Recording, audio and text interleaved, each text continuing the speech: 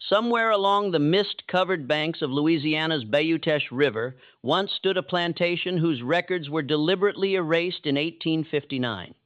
The ledgers were burned, the witnesses silenced. But traces remain fragments in court archives from New Orleans that mention a murder trial abruptly dismissed, all transcripts sealed under judicial order. Parish burial registries list 71 graves dug within the same week on a single property, yet every death was officially recorded as natural causes. For more than a century and a half, one name has echoed in whispers through the cane fields, a name synonymous with both unimaginable cruelty and unforgettable revenge. Tonight, we're peeling back the layers of secrecy surrounding the Devo plantation and the woman whose defiance destroyed everything her master built. Before we continue with the story of Patience Devo, the girl who turned silence into resistance, I want to hear from you. Tap that subscribe button and tell me in the comments where you're listening from. Are you ready to uncover what really happened that summer on the Bayou? Because the truth doesn't begin with blood. It begins with a bill of sale. Street. Landry Parish stretched across the fertile Louisiana lowlands like a patchwork quilt of wealth and suffering. By 1853, the region had become one of the most profitable sugar-producing areas in the entire South, with plantations lining the Bayou, generating fortunes that rivaled those of European nobility. The town of Opelousas served as the parish seat, a bustling community of approximately 3,000 souls, planters, merchants, overseers, and the enslaved people who made their prosperity possible. Among the plantation owners, Patience Devo stood out not for his wealth, which was considerable, but for his peculiar reputation. A third-generation planter whose family had arrived from France in the 1762nd, Patience, named for a Puritan ancestor on his mother's side, had inherited Belle Ombre Plantation at the age of 28 following his father's death from yellow fever. Now 42 years old, he ran his 300-acre sugar operation with what neighbors diplomatically called exacting standards. The Devo plantation house rose 3 stories above the Louisiana mud, its white columns gleaming in the subtropical sun. 73 enslaved people worked the property in the fields, the sugar mill, the house, and the various outbuildings that made up the complex machinery of plantation life. The property was profitable, producing nearly 200 hogsheads of sugar annually, enough to maintain Devo's position among the parish's elite planters. But Belle Ombre harbored a secret that even the most callous of Devo's fellow planters would have found disturbing. Devo himself cut an imposing figure, tall and lean, with the kind of angular features that suggested aristocratic breeding. He dressed impeccably, favoring dark suits even in Louisiana's oppressive heat, and maintained a neat beard in the French style.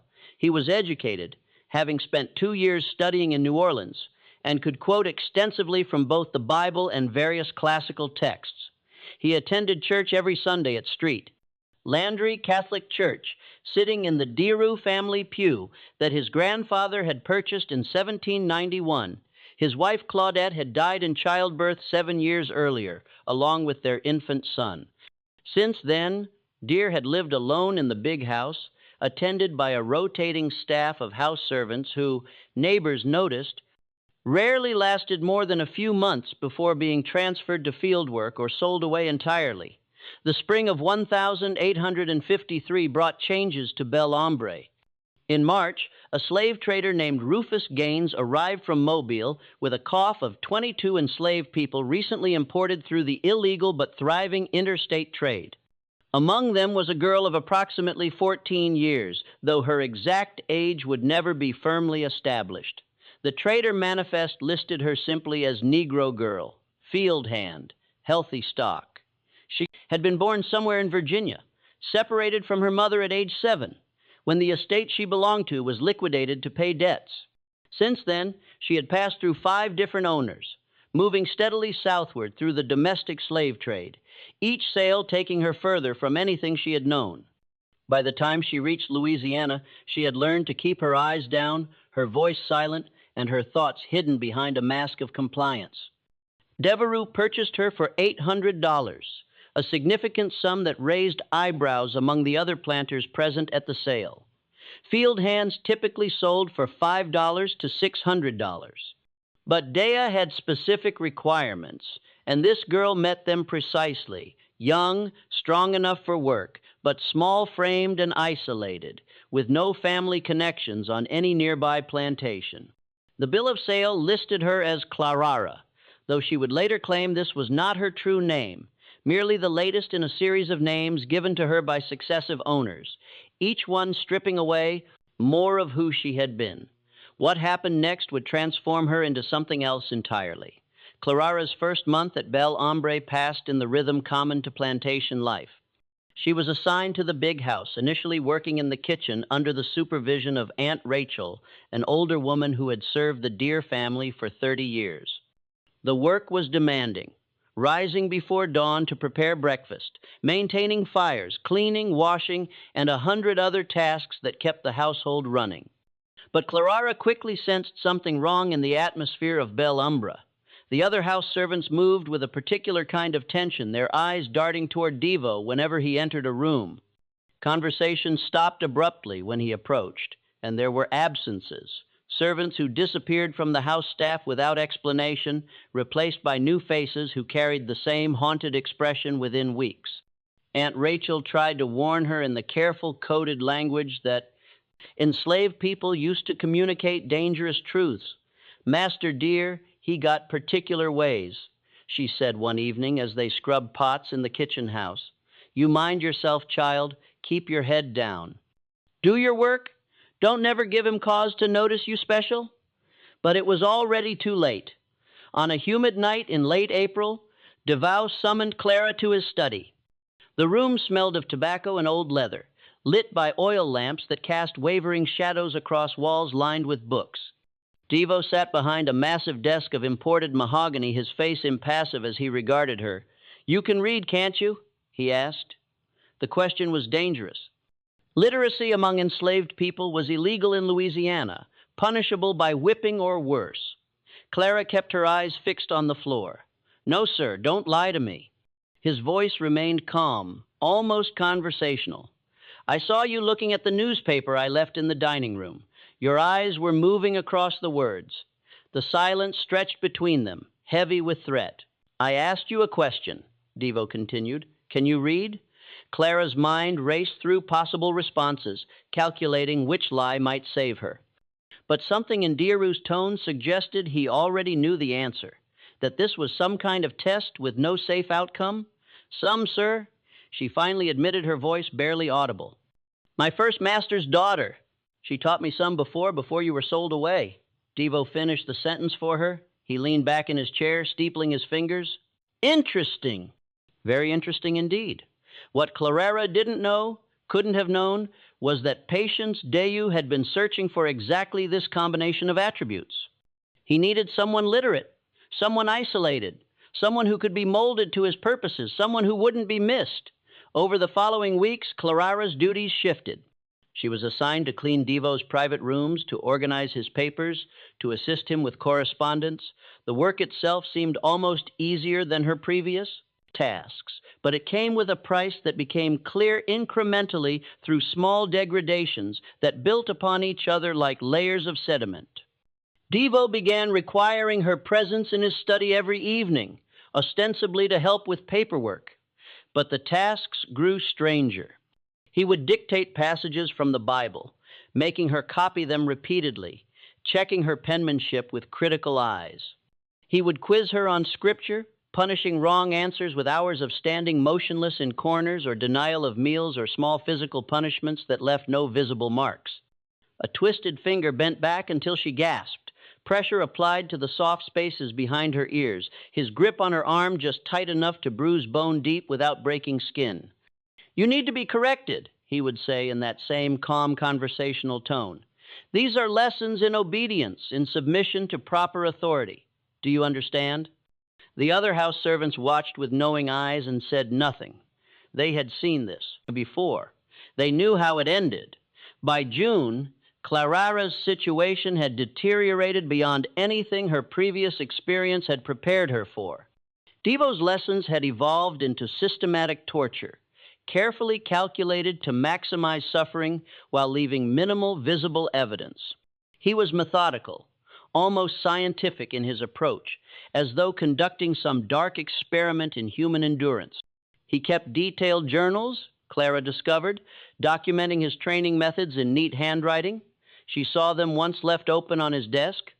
Pages filled with observations about pain thresholds, effective punishment techniques, methods of breaking the human will while maintaining physical capacity for work. She realized with horror that she was not the first. The journals referenced other subjects numbered, but not named, with clinical notes about their responses to various treatments. Subject 7 had lasted 3 months before being transferred. Subject 9 showed promising initial compliance, but ultimately proved unsuitable. Subject 12, the most recent entry before Clarara's arrival, had required disposal after an incident that Dayu described only as regrettable but necessary. Clarara was subject 13. The summer of 1853 settled over Street Landry Parish like a suffocating blanket. In the sugar fields, enslaved workers moved between the cane rows, their bodies dark against the green stalks, their songs carrying across the morning mist. Life at Bel Hombre continued its surface rhythm, the bells marking work hours, the routine of planting and cultivation, the weekly visits from neighboring planters who saw only what Devo chose to show them. But inside the big house, Clarara was disappearing. Not physically. Deo was too clever for that. She still appeared at meals, still performed her visible duties, still attended to the tasks that would be noticed by others, but piece by piece, something essential was being carved away from her, removed with the precision of a surgeon's knife. Deyu's methods were sophisticated. He understood that breaking a person required more than physical pain. It required isolation, disorientation, the systematic destruction of identity and hope. He rotated his punishments to prevent adaptation, mixed rewards with cruelty to create confusion, used sleep deprivation and forced wakefulness to blur the boundaries of reality. Some nights he would summon her to read aloud from his favorite texts, passages from the Old Testament about masters and servants, obedience and punishment, the divine order of hierarchy. Other nights he would force her to stand motionless for hours while he worked at his desk, punishing any movement with fresh torments. He deprived her of food, then presented elaborate meals and watched her eat while asking questions designed to humiliate. He gave her tasks impossible to complete, then punished the inevitable failures with methodical cruelty.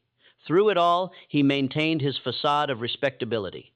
On Sundays, he attended church services, standing to sing hymns with his rich baritone voice.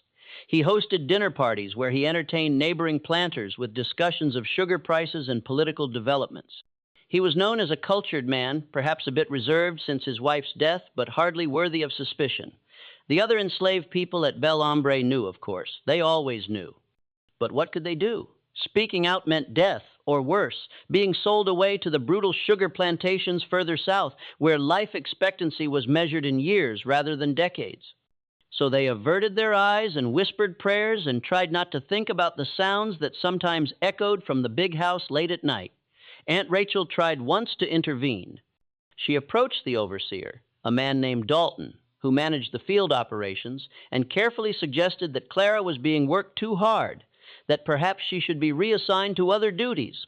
Dalton listened with an impassive expression, then reported the conversation directly to Devo. Rachel spent 3 days in the punishment shed, a small building behind the sugar mill where infractions were corrected, emerging with fresh scars on her back and a new understanding of the boundaries of what could be risked. She never spoke of Clarara again, though sometimes Clarara would find small things left for her. A piece of cornbread wrapped in cloth, a cup of water placed where she would find it. Small gestures of solidarity that carried enormous risk. As summer turned toward fall, Clarara began to change in ways that went beyond the physical. Something was hardening inside her, crystallizing through the heat of her suffering into a form that even she didn't fully recognize.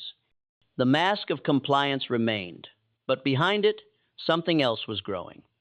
Not hope, which Devo had systematically destroyed, but something colder and more durable? Calculation? She began to study DeVoe the way he studied her, learning his patterns and habits, his strengths and vulnerabilities. She observed which days he drank heavily from the crystal decanter in his study, how the alcohol made him careless. She noticed that he kept the key to his private rooms on a chain around his neck, but that he removed it before sleeping. She learned the layout of the house with the detailed precision of someone planning an escape, counting steps in the darkness, memorizing the locations of loose floorboards and squeaking hinges. She also began to understand the full scope of what Deere had been doing. Through careful observation and pieced together fragments of overheard conversation, she realized that she was far from his first victim.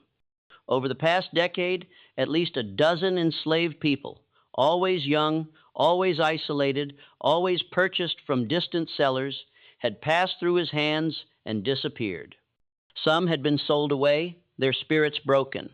Others had died, their deaths attributed to disease or accident.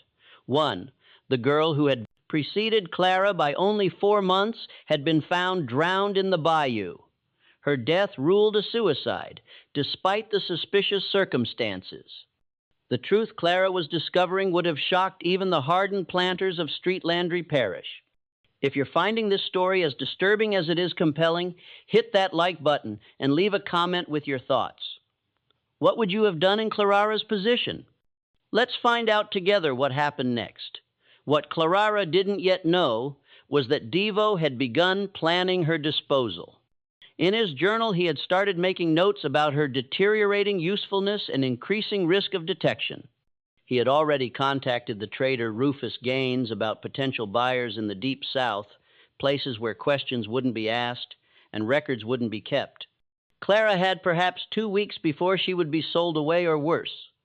October arrived with its deceptive coolness, the brutal heat of summer giving way to temperatures that made field work almost bearable.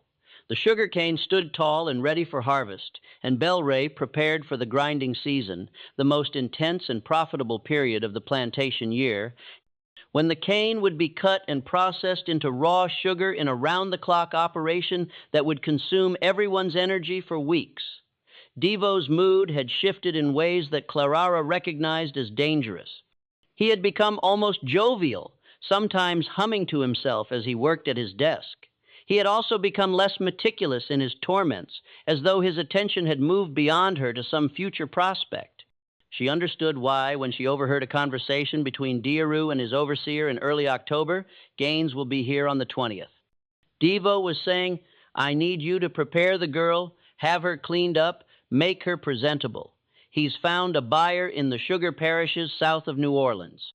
They're not particular about condition, but they do want the merchandise delivered intact." The overseer's response was too quiet to be here, but Devo's reply came clearly. "Don't concern yourself with the details. Just make sure she's ready for transport. After that, she becomes someone else's problem." Clarara's heart pounded as she absorbed this information. October 20th was 12 days away. 12 days until she would be sold into what everyone knew were the most brutal conditions in the entire South. The vast sugar plantations where enslaved people were worked to death and replaced like worn-out tools, where life expectancy was 3 to 5 years, where survival itself was considered a form of extraordinary luck. She would not live long enough to be sold. The decision formed in her mind, not as a conscious choice, but as an inevitability, like water finding its path downhill. She could not escape. The patrol system was too efficient, the geography too hostile to runaways, especially a young woman traveling alone. She could not appeal to authorities. The law itself considered her property, not a person with rights to protection. She could not hope for rescue or intervention. Everyone who knew of her situation had already demonstrated their powerlessness or unwillingness to act, but she could act herself.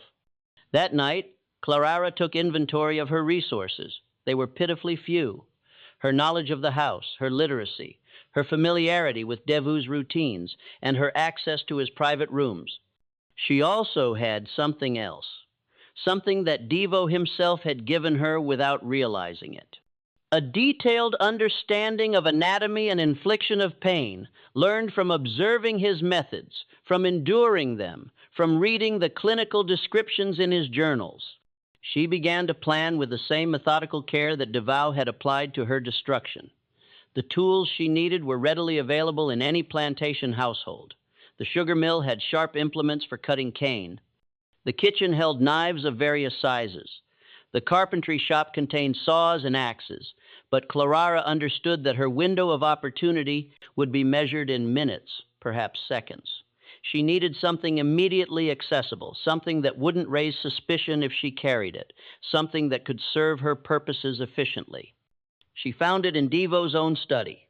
Among the various items on his desk was a letter opener, a foot-long blade of Sheffield steel, sharp enough to slice paper with precision, pointed enough to penetrate leather, substantial enough to serve as a weapon if wielded with sufficient force.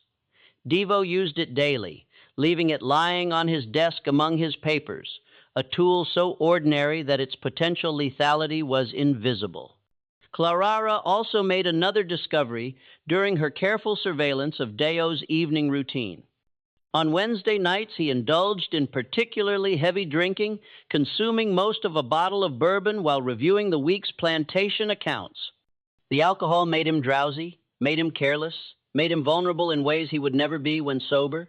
Wednesday, October 14th, 6 days before she was scheduled to be sold away, would be her only chance. The days leading up to October 14th passed with excruciating slowness. Clara moved through her routine with mechanical precision, her mind operating on two levels simultaneously, performing her duties while constantly reviewing her plan, searching for flaws, calculating probabilities, preparing for contingencies. She was terrified. The fear lived in her stomach like a physical thing, making food difficult to swallow, making sleep impossible. But underneath the fear was something else, something that burned with a cold, steady flame. Not hatred, exactly. Hatred was too hot, too consuming. This was something colder and more durable. A commitment to action regardless of consequence, an acceptance of whatever price would need to be paid. The plantation continued its rhythms around her, oblivious to the storm gathering in one girl's heart. In the fields, the cane stood ready for harvest, its tall stalks rustling in the October breeze. In the sugar mill, the overseer Dalton supervised repairs to the grinding equipment, preparing for the intense weeks ahead, when the mill would run day and night. In the quarters, enslaved families gathered after dark, sharing meals and stories, creating moments of humanity in a system designed to deny it. Clara observed all of this with a strange detachment, as though she were already a ghost, already separated from the world of the living. She found herself noticing details she had never paid attention to before. The way morning light caught in spider webs strung between the porch columns, the particular sound of Aunt Rachel's humming as she worked in the kitchen, the smell of wood smoke drifting across the yard in the evening. These things seemed suddenly precious, suddenly worthy of attention, as though her mind was cataloging them for a future that might not include such observations. On Monday, October 12th, a traveling preacher arrived at Bel Ombre. This was common practice in rural Louisiana. Circuit-riding ministers who moved from plantation to plantation, conducting services for enslaved communities who were permitted to gather for worship under supervised conditions. The preacher, a thin man named Reverend Caldwell, set up in the cleared space behind the quarters and graciously permitted his enslaved workers to attend the evening service. Clara went because absence would be noticed, would raise questions. She sat at the back of the gathered crowd. Perhaps 80 people assembled in the fading light and listened as Reverend Caldwell preached about deliverance. His text was from Exodus, the story of Moses leading the Hebrew people out of bondage in Egypt, the plagues that fell upon their oppressors, the parting of the Red Sea. "The Lord sees your suffering," Caldwell proclaimed, his voice carrying across the crowd. "He hears your cries, and in His time, in His way, He will deliver you from bondage. You must have faith. You must believe that justice, though delayed, will surely come." The words washed over Clara like water over stone.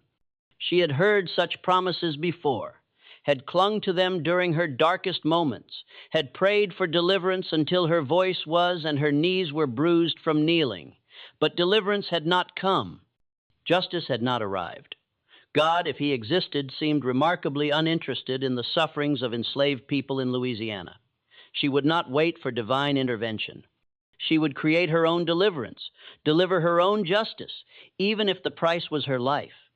After the service, as people dispersed back to their cabins, Aunt Rachel approached Clara with unusual directness.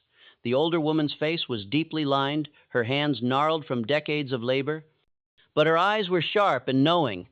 "Child," she said quietly, positioning herself so that their conversation would appear casual to any observer. "Whatever you're planning, don't do it." Clara felt her heart skip. "I don't know what you mean." "Yes, you do." Rachel's voice was gentle but firm. "I seen that look before. I seen it on the face of a boy named Samuel, maybe 10 years back. He had that same expression you're wearing now, like someone who's decided dying is better than living. You know what happened to Samuel?" Clara shook her head. "They caught him before he could do whatever he was planning. Beat him so bad he couldn't walk for a month. Then they sold him to a trader, heading for the cotton fields in Mississippi. I heard he died within a year, worked to death in the hot sun." Rachel paused, letting the lesson sink in. "Whatever Master Devo done to you, child, it ain't worth throwing your life away." "My life is already thrown away," Clara said, surprised by the steadiness of her own voice. "I'm being sold on the 20th to the sugar parishes south of New Orleans. You know what that means?" Rachel's expression shifted, genuine distress crossing her weathered features. "Oh, child, no, not there.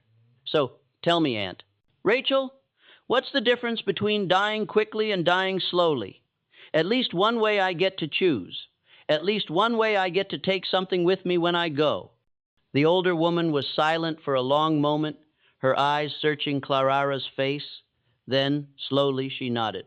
"I can't stop you, I know that, but I can tell you this. If you're going to do what I think you're going to do, you make sure you finish it. Don't leave him alive to tell what happened. Don't give him chance to hurt nobody else. You understand?" "I understand." Rachel reached out and squeezed Clara's hand, a gesture so brief that anyone watching would have missed it. "May the Lord have mercy on your soul, child, and may he have none on his."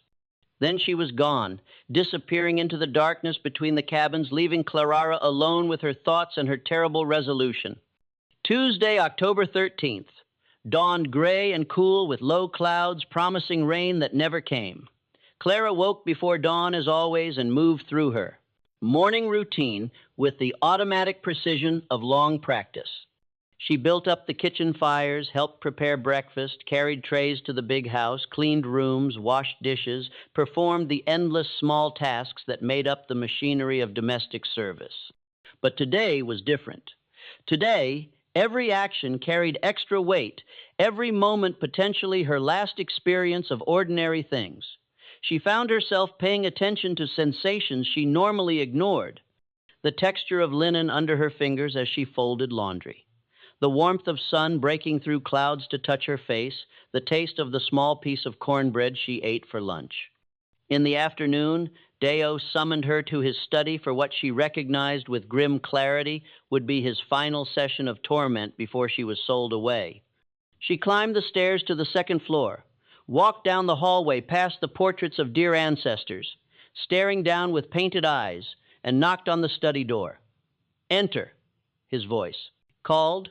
The room was exactly as it always was, orderly, scholarly, deceptively civilized. Books lined the walls, their leather spines gleaming in the afternoon light filtering through tall windows. Devo's desk dominated the center of the room, its surface covered with neat stacks of papers, ledgers, correspondence. The crystal decanter of bourbon sat in its usual place along with 2 glasses. Oil lamps waited to be lit when evening came. Devo sat behind his desk, dressed impeccably as always in a dark suit and crisp white shirt. He looked up as Clara entered, his expression mild, almost pleasant. "Ah, Clara, come in. Close the door. Sit down." He gestured to the straight-backed chair positioned before his desk. The chair where Clara had spent so many hours enduring his particular brand of education, she sat, keeping her eyes downcast in the posture of submission he demanded. I want to talk to you about your future, Devo began, steepling his fingers in a gesture she had come to. Know well. Mr. Gaines will be arriving in a few days to complete your transfer to new ownership. I thought you might have questions about what to expect. This was new.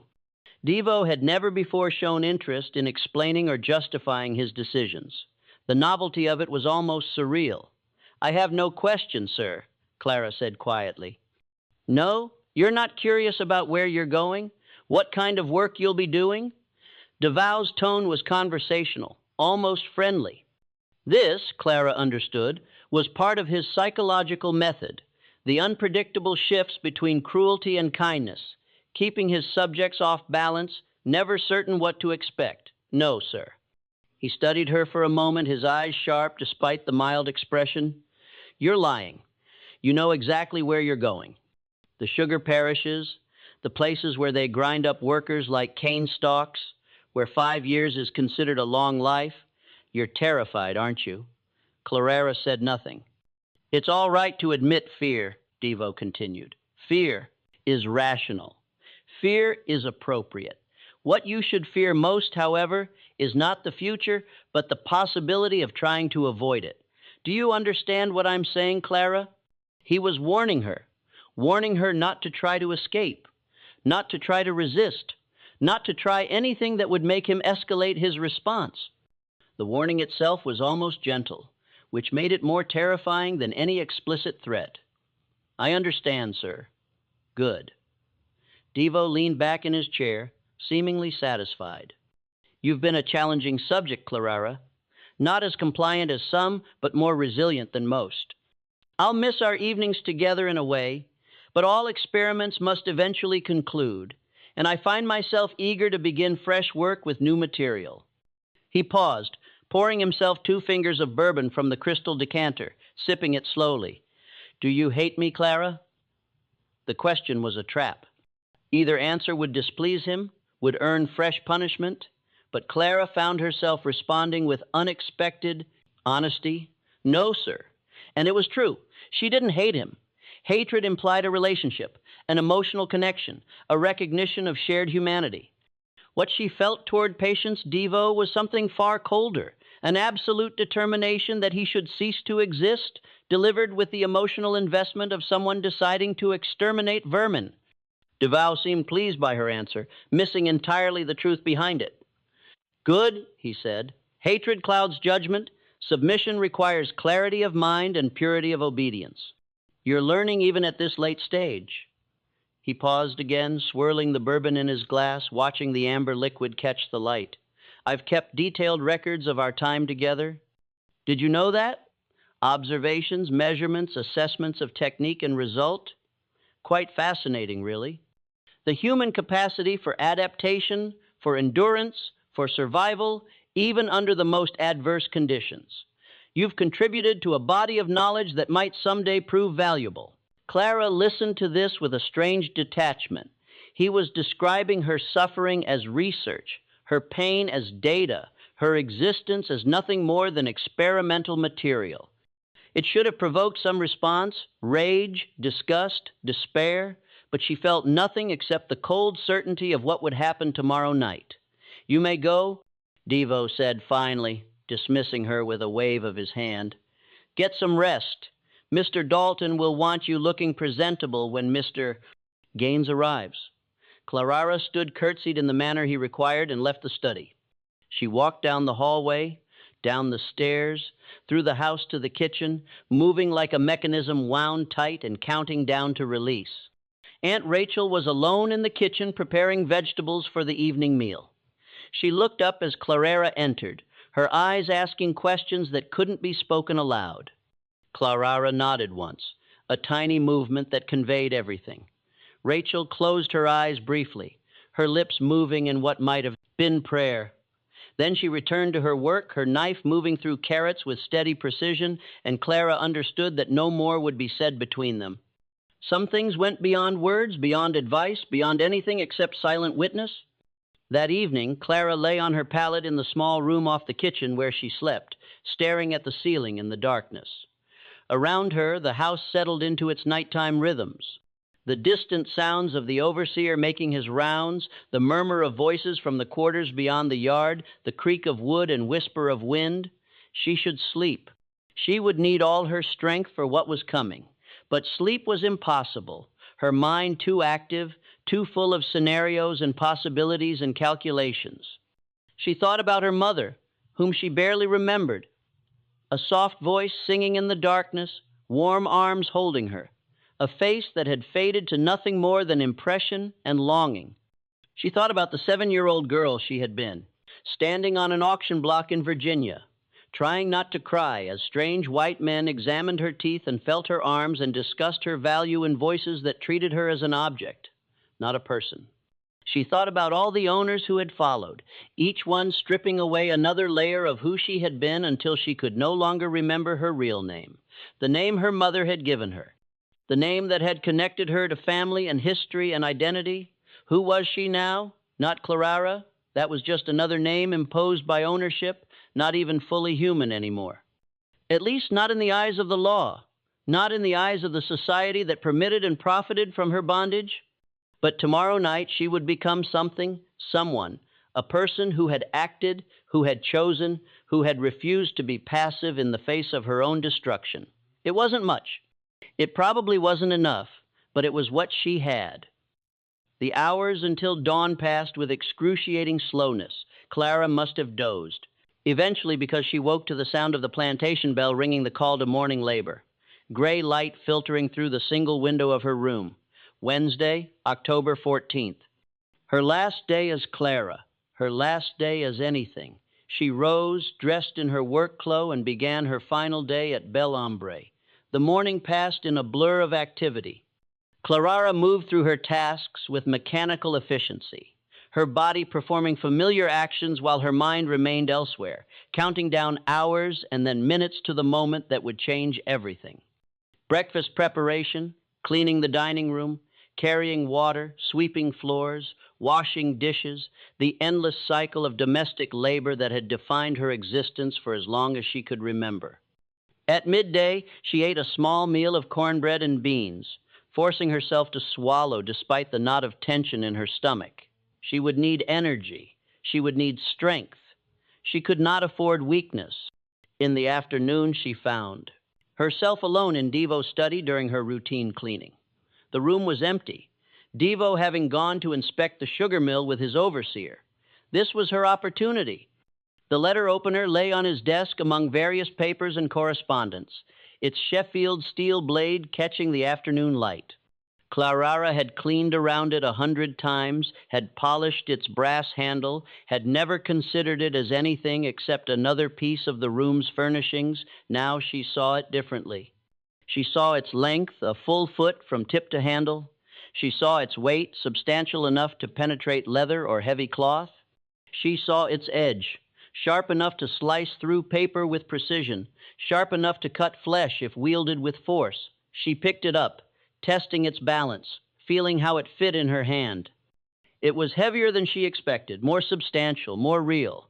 This was not an abstraction anymore. This was a weapon. This was the tool that would transform intent into action. Her heart hammered in her chest as she made her decision. She couldn't wait until evening to secure it. If DeVoe noticed its absence before then, everything would be ruined. But carrying it on her person all afternoon was risky. If she was searched for any reason, if it was discovered, she made her choice. Carefully, she wrapped the letter opener in a cleaning cloth, then tucked it into the deep pocket of her work dress, arranging the fabric so that the shape wouldn't be obvious to casual observation. The weight of it pulled at her pocket, a constant reminder of what was coming, of what she was about to become. She finished her cleaning, left the study, and moved through the rest of the afternoon with the letter opener pressed against her thigh, through layers of cloth, its presence a secret weight that only she knew about. Evening came. The sun sank toward the horizon, painting the sky in shades of orange and red that seemed almost obscenely beautiful. Clara helped prepare dinner, served Devo his meal in the dining room, cleared the dishes afterward, moved through her routine while the knife in her pocket waited, patient and cold. At 8, Deo retired to his study, as was his Wednesday custom. Through the closed door, Clara could hear familiar sounds. The clink of glass on glass as he poured bourbon. The creak of his chair, the rustle of papers as he worked through plantation accounts and correspondence. She waited in the hallway outside, her back against the wall, one hand in her pocket wrapped around the letter opener's handle. Her heart was beating so loudly she was certain everyone in the house must hear it. Certain that someone would discover her lurking here and demand to know what she was doing, but no one came. The house was quiet except for distant sounds from the kitchen and quarters, the ordinary noises of evening at Bel Hombre. Time passed with strange elasticity, seconds stretching into minutes, minutes compressing into moments. Clara found herself in an odd state of consciousness, simultaneously hyper-aware of every sensation and somehow distant from them all, as though she were watching herself from outside her own body. At 9, precisely on schedule, Deu's voice called through the door, "Clara, attend me." This was the moment. This was the threshold. Once she crossed it, there would be no going back, no undoing, no reprieve. Everything that followed would flow inevitably from what happened in the next hours. Clara took a breath, feeling the letter opener's weight in her pocket one last time. Then she opened the study door and stepped inside. The study was warm, lit by 2 oil lamps that cast wavering shadows across the walls of books. Deere sat behind his massive mahogany desk, his face slightly flushed from the bourbon he'd been drinking. The bottle beside him was more than half empty. He had consumed more than usual tonight, which was exactly what Clara had been counting on. His movements when he gestured for her to close the door were slightly less precise than normal, his eyes slightly unfocused. He was drunk or close to it, vulnerable in ways he would never be when sober. His guard lowered, his reactions slowed, his judgment impaired. "Come here," he ordered, gesturing to the spot beside his desk where Clara had stood so many times before. Clara moved forward, her right hand still in her pocket, fingers wrapped around the letter opener's handle. Everything seemed to slow down, each second stretching into eternity. She could see individual dust motes floating in the lamplight. She could hear her own breathing, her own heartbeat, the creak of floorboards beneath her feet.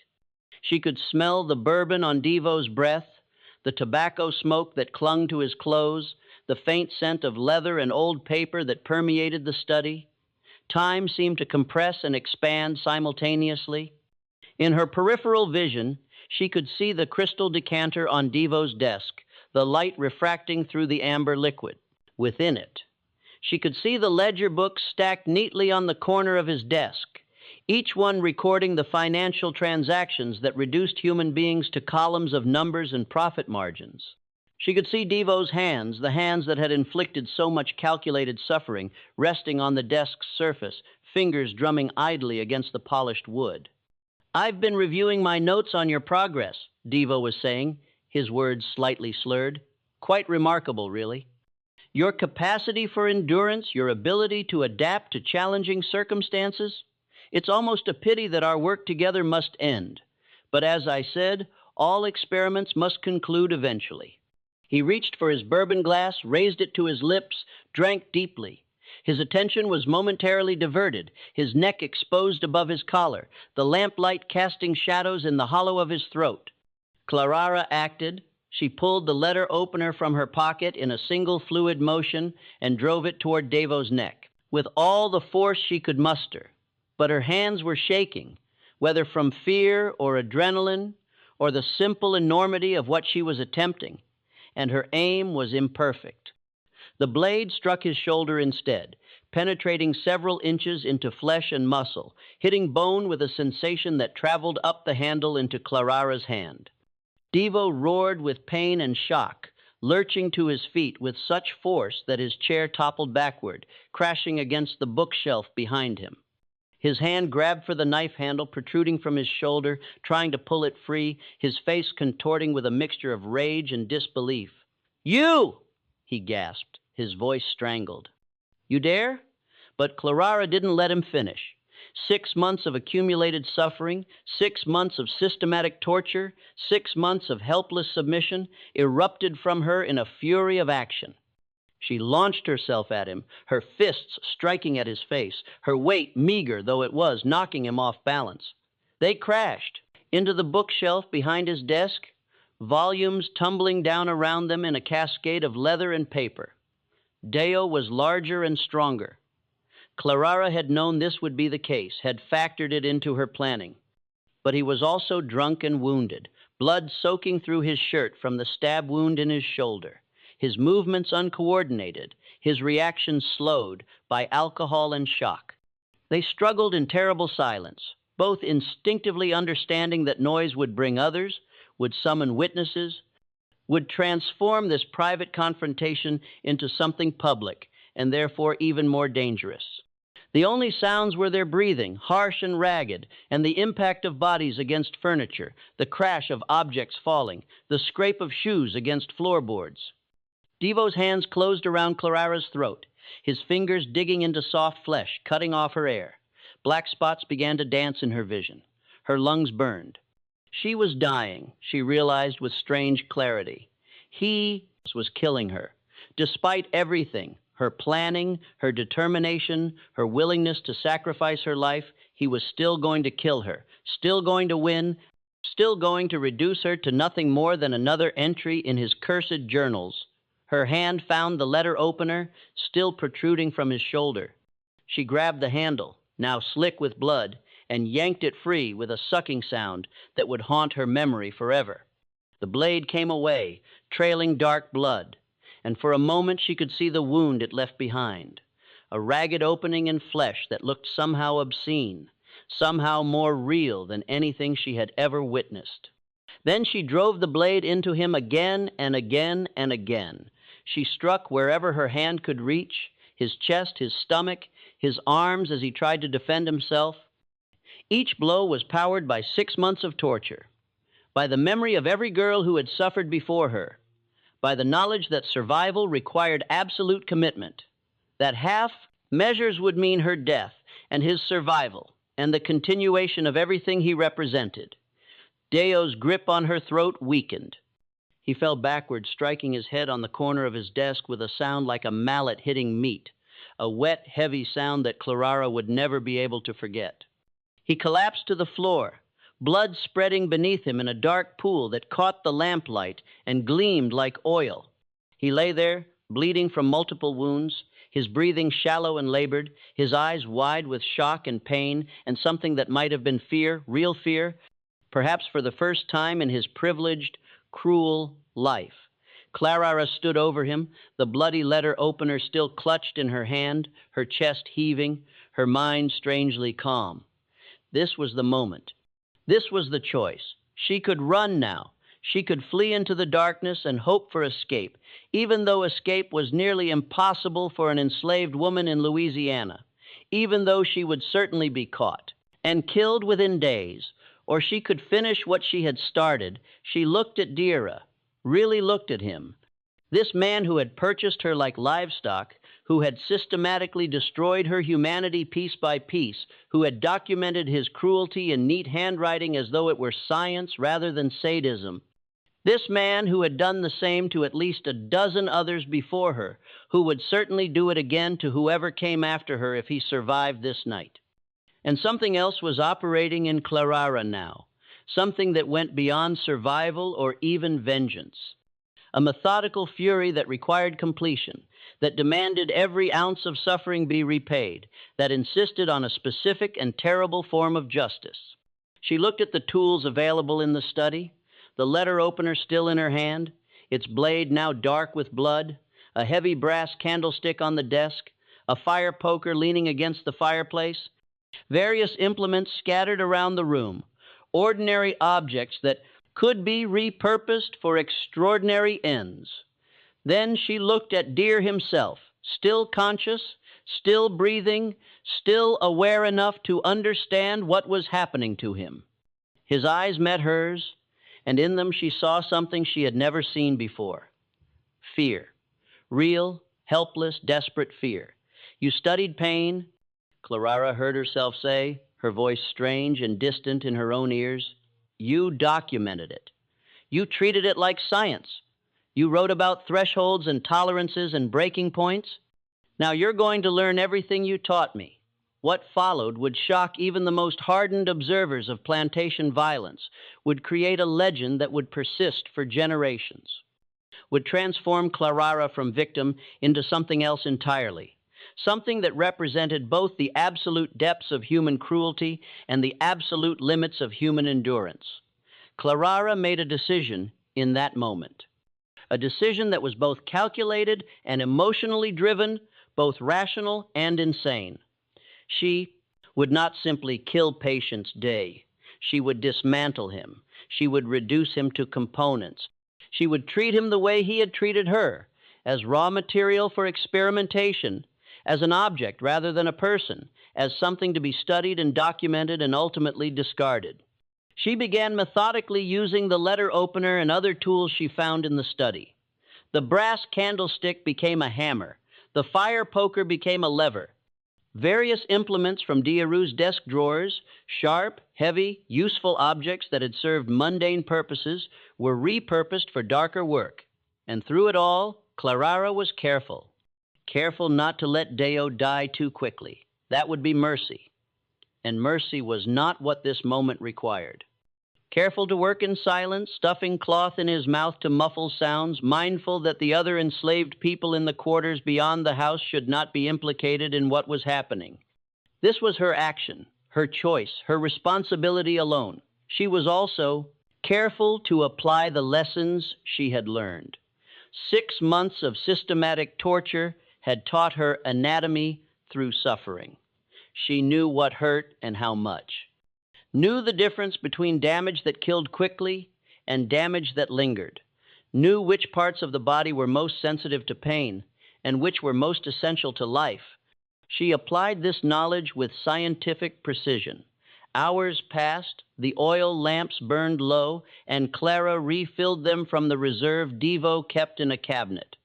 The mundane action surreal in the context of what she was doing. The night deepened outside the study windows, the house around them silent except for the distant sounds of crickets and night birds, and the occasional creak of settling wood. And throughout it all, Clara worked with the methodical patience of someone completing an essential task, dismantling the man who had tried to dismantle her, taking him apart piece by piece, with the same clinical detachment he had shown toward his victims. She counted as she worked. It was important to count, important to document, important to mirror Diarru's own obsession with measurement and record-keeping. Each separation, each reduction, each component was noted mentally, added to a tally that grew with each passing hour. 71 pieces, she would later claim, though whether this number was literal or symbolic would never be fully determined. Perhaps it represented one piece for each person Devo had enslaved on his plantation. Perhaps it corresponded to the 71 days she had endured his particular brand of torture. Perhaps it was simply the number that came to her in the heat of her terrible work, a number that felt right, that felt complete, that felt like justice. When she finally stopped, when the work was complete, and nothing remained that could be called Patience Dear, except separated components arranged with terrible precision across the floor of his study, the first light of dawn had begun to filter through the windows. The sky was pale, gray, the color of ashes, the color of endings. Clara stood in the doorway, covered in blood from her hair to her feet, the letter opener still in her hand, and looked back at what she had done.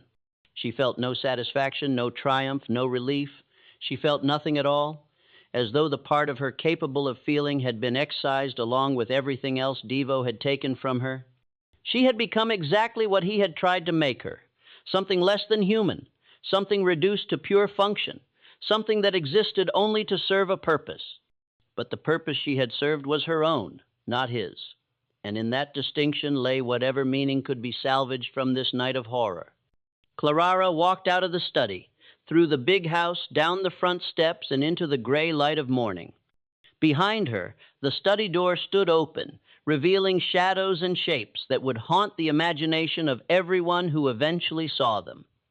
She walked down the gravel drive toward the main road, her bare feet leaving bloody footprints on the pale stones. She walked past the fields where enslaved workers were beginning to gather for the day's labor, their voices falling silent as they saw her, their faces registering shock and fear and something else, something that might have been recognition or understanding or a terrible kind of hope.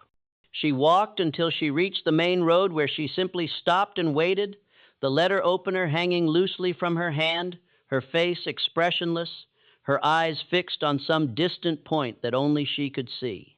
She didn't try to hide. She didn't try to run. She had done what she came to do, and now she would face whatever consequences followed. The patrol found her 3 hours later, still standing in the same spot, still holding the bloody knife, her dress stiff with dried blood, her face empty of everything except exhaustion. When the sheriff asked her what had happened, she answered in a voice devoid of emotion. "I killed Patience. Deo! He needed killing. I regret nothing except that I can only kill him once. Oh, the discovery of Patience Deo's remains triggered chaos across Street Landry Parish."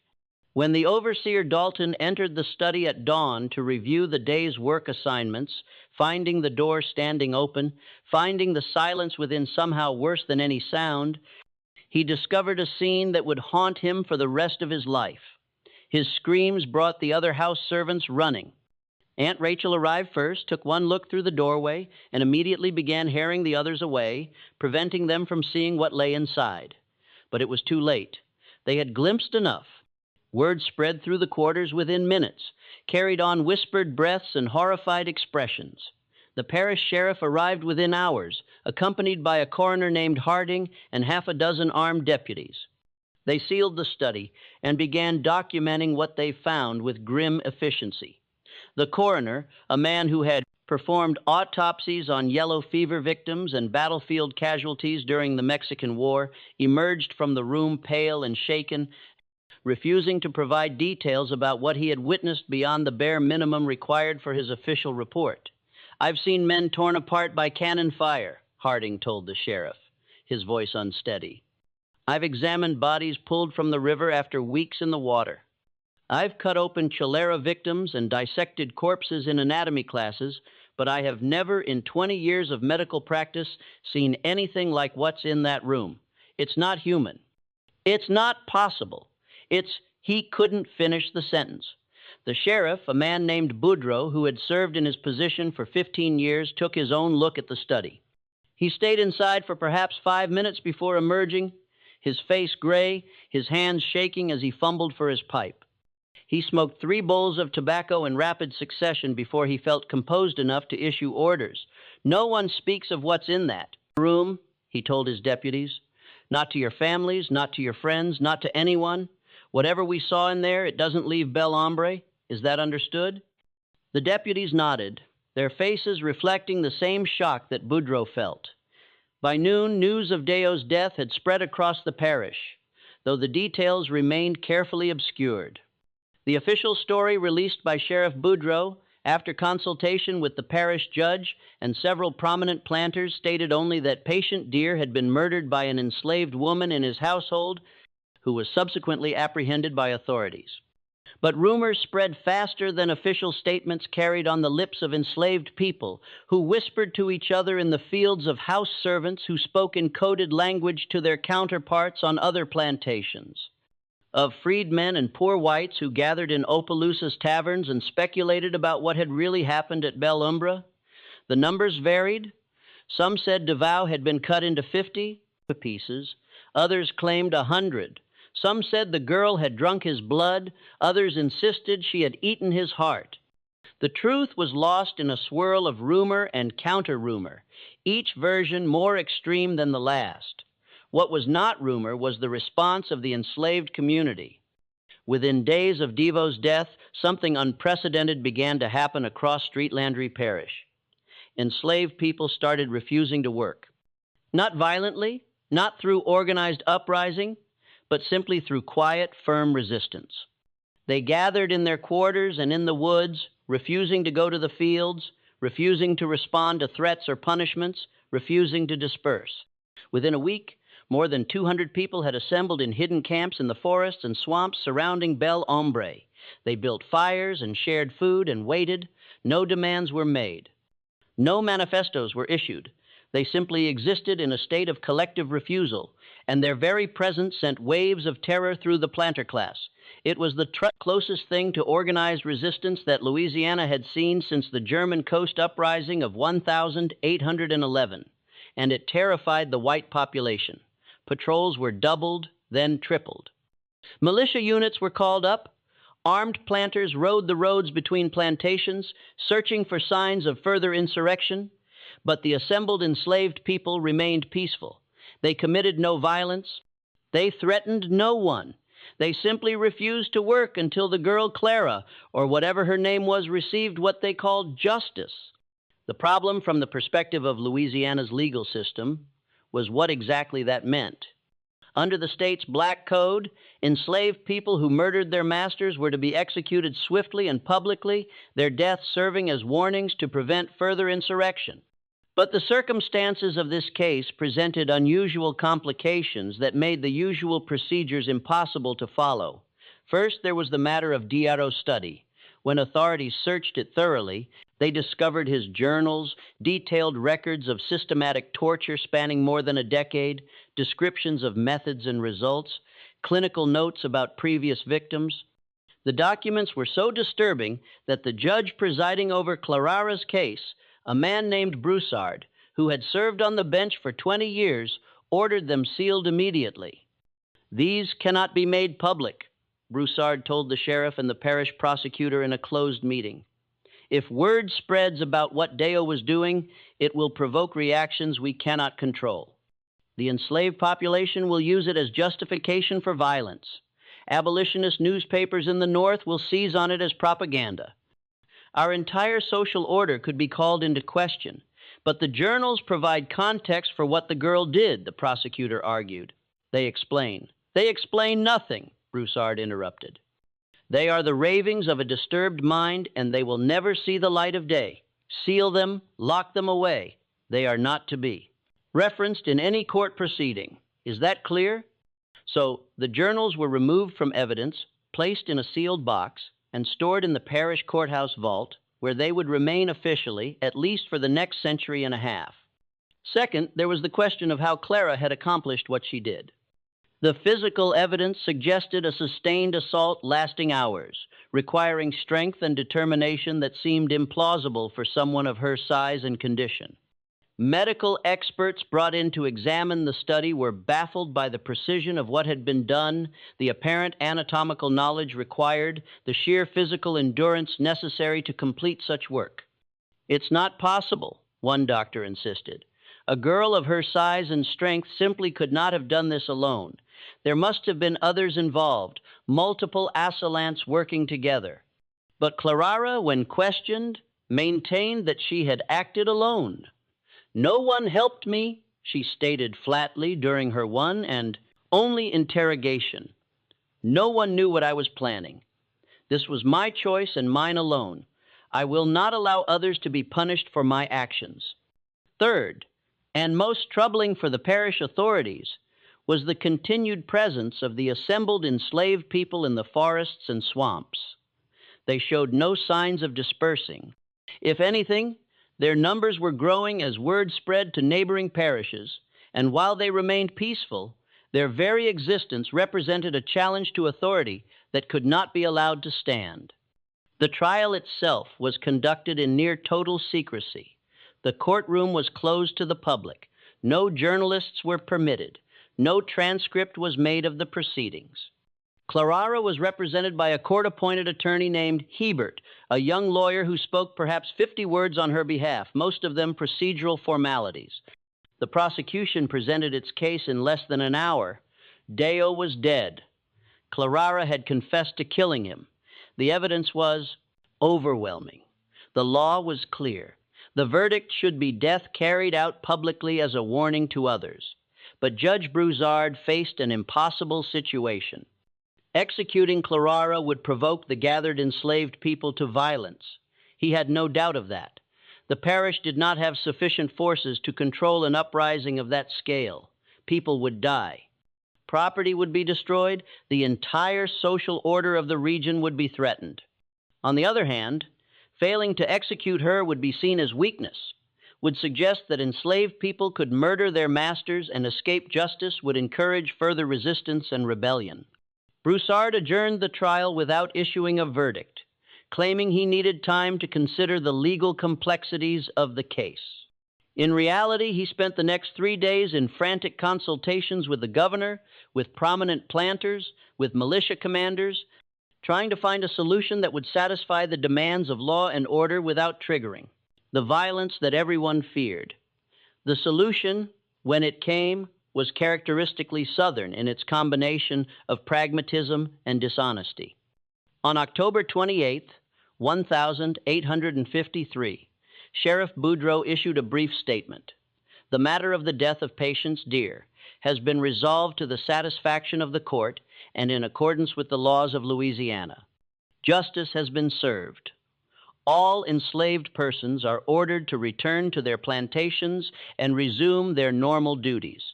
Any who refuse will be considered in rebellion and dealt with accordingly. No further details were provided. No verdict was announced. No execution was recorded. Clarara vanished from official records after that date. No sale appears in any parish registry. Her name simply ceases to appear in any documentation. The assembled enslaved people, after several more days of tense standoff, gradually dispersed and returned to their plantations. No violence occurred. No arrests were made. Life in Street Landry Parish slowly returned to its normal rhythms, though an undercurrent of tension would persist for years. What actually happened to Clarara became the subject of endless speculation and rumor. Some claimed she had been sold to a plantation in Texas, her identity obscured to prevent her from becoming a martyr. Others insisted she had been quietly executed and buried in an unmarked grave in the woods behind Bel Ombre. A few whispered that she had been helped to escape by abolitionists, smuggled north through the Underground Railroad to freedom in Canada. There was even a persistent rumor, never confirmed but never entirely dispelled, that Judge Broussard had made a deal with certain powerful interests, that Clarara had been purchased by agents working for Northern abolitionists, that money had changed hands, that she had been transported out of Louisiana under cover of darkness to live out her days in freedom somewhere far from the scenes of her cry. Me. The truth, like so much else about this case, was deliberately obscured, hidden behind layers of official silence and unofficial myth-making. What is known as this. Bel Ombre Plantation was sold at auction in December 1853, purchased by a consortium of planters who divided the property among themselves. The big house was demolished the following spring. Its materials salvaged or burned, the site left empty. Within 5 years, the Louisiana forest had begun to reclaim the land. Vines and undergrowth covering what had once been manicured grounds and cultivated fields. The 71 burial plots mentioned in parish records, discovered by workers clearing the grounds after the auction, were never adequately explained. Official documents claimed they contained victims of a yellow fever outbreak, though no such epidemic was recorded in Street Landry Parish during 1853 or 1854. The plots were shallow, hastily dug, and contained no coffins or markers.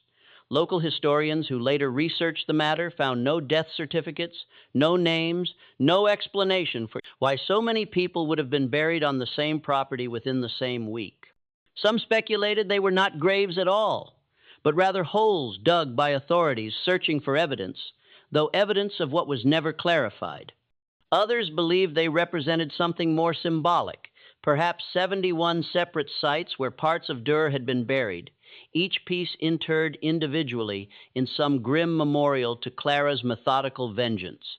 Or perhaps they marked the number of people Dira had tortured and killed over his years of systematic cruelty, victims whose deaths had been disguised as disease or accident or simply erased from record. The truth was never officially established, and after a few years the question ceased to be asked. In the decades that followed, the story of Clarara and Patience Devo became legend, then myth, then a whispered tale told in the quarters of Louisiana plantations. Among enslaved communities, she became a folk hero. her name, or the name she had been, given since her real name was never known, invoked as a reminder that even the most powerless person possessed the capacity for resistance, that cruelty could breed consequences, that the human spirit could not be entirely broken no matter how systematic the attempt. Among the planter class, she became a cautionary tale, rarely spoken of directly, but always present as a reminder that absolute power was never quite as absolute as it seemed. That treating enslaved people with excessive cruelty could provoke reactions that threatened the entire system on which their wealth and comfort depended. The sealed journals remained in the parish courthouse vault, officially forgotten, but occasionally rediscovered by curious clerks or historians who were then quickly warned away from examining them too closely. Some claim to have read portions before being stopped, reporting content so disturbing that they refused to provide details. Others insisted the journals had been destroyed decades ago, that the sealed box in the vault contained nothing but ashes and dust. The Civil War came and went. Slavery ended through federal force rather than internal collapse. Louisiana entered its long, brutal period of Reconstruction, and Jim Crow, violence and resistance continuing in new forms under new names. The story of Clara faded from public memory, preserved only in oral traditions and in sealed documents that few people knew existed and fewer still were permitted to see. But in certain corners of street, Landry Parish, in certain communities with long memories, the story persisted. Older people would tell younger ones about the girl who had killed the master, who had refused to die quietly, who had taken her vengeance with methodical precision and transformed her suffering into something that could not be ignored or forgotten. Whether she lived or died, whether she found freedom or remained in bondage until emancipation, whether she ever reclaimed her true name or remained Clara forever, these questions were never answered with certainty. What remained was the undeniable fact of what she had done. On the night of October 14th, 1853, a young woman subjected to unspeakable cruelty had refused to accept that suffering as her fate. She had acted knowing that action meant almost certain death, choosing violence not from madness but from a cold calculation that her life was already forfeit, and therefore had nothing left to lose. The number 71, whether literal or symbolic, whether referring to pieces of a dismembered body or years of accumulated victims or burial plots or some other meaning, entirely became attached to her story permanently. 71 pieces of a man who had tried to break her. 71 responses to months of systematic torture. 71 reasons why silence in the face of cruelty is itself a form of violence. The sealed documents remain sealed to this day, locked away in archives that few people access and fewer still are permitted to examine. The property that once was Belle Ombre has changed hands multiple times, subdivided and developed, its dark history erased by time and deliberate forgetting. Modern residents of the area, if they know the name at all, associated only vaguely with something bad that happened a long time ago. The details lost to generations of silence, but the story endures. It survives in the whispers of communities that remember passed down through generations, reshaped with every telling, yet always carrying the same unshakable truth. That a girl stripped of her name, her identity, her humanity refused to vanish quietly. She had been treated as property, her pain reduced to data in some cruel experiment. But instead of surrendering, she struck back with terrifying precision. Whatever price that choice demanded, she paid it without hesitation. In doing so, she became something no label could contain. Not just a victim, not merely enslaved, but a force, someone who acted, who chose, who refused to be erased, and in a world built entirely on denying that power, her defiance was nothing short of revolutionary. This mystery reminds us that even in the darkest corners of American history, in the heart of systems designed to crush the human spirit, acts of resistance still erupted, small sparks powerful enough to shake empires. The number 71 still echoes through time, a grim reminder of what happens when human beings are pushed beyond endurance, when the only options left are submission or rebellion. So, what do you think? Was Clara justified in what she did? Do you believe she survived, or was this her final stand? And if you had been in her place, would you have done the same? Share your thoughts in the comments. If this glimpse into Louisiana's buried history unsettled you, subscribe to Vintage Truths and turn on notifications so you never miss another story that forces us to confront the past we tried to forget. Because the past isn't gone, it's just waiting to be heard. And sometimes it speaks through those who refuse to stay silent.